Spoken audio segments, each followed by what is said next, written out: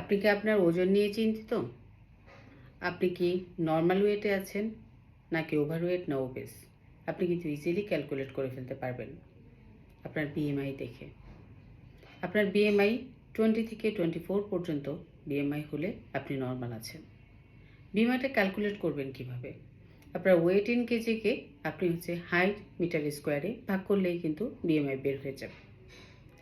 আপনার যদি 25-এর উপরে বিএমআই হয় তাহলে আপনি ওভারওয়েট, যদি 30-এর উপরে হয় তাহলে আপনি ওবেস পেশেন্ট। ওবেসিটি নিয়ে আমরা অনেক টেনশনে থাকি ফিজিশিয়ানরা, কারণ ওবেস পেশেন্টদের হাইপারটেনশন ডেভেলপ করে, ডায়াবেটিস ডেভেলপ করে, ডিসলিপিডিমিয়া থাকে, ওবেস পেশেন্টদের স্ট্রোকের চান্স বাড়ে, আর্থাইটিস থাকে। এছাড়া মেডিকেল তো অনেক কমপ্লিকেশনই আছে।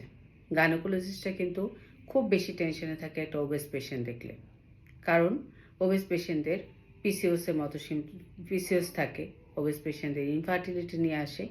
লং টাইম দেখা গেল যে ওবেসিটির জন্য তার কিন্তু দেখা যায় যে মেনস্ট্রুয়াল অ্যাবনর্মালিটির সাথে সাথে অ্যানোমেট্রাল হাইপারপ্লেসিয়া হয়ে অ্যানোমেট্রাল কার্সিনোমাও ডেভেলপ করতে পারে, ওভারিয়ান কার্সিনোমাও ডেভেলপ করতে পারে, এবং ব্রেস্ট ক্যান্সারের চান্সটাও কিন্তু অনেকটাই ওবেস পেশেন্টদের ক্ষেত্রে বেশি দেখা যায়।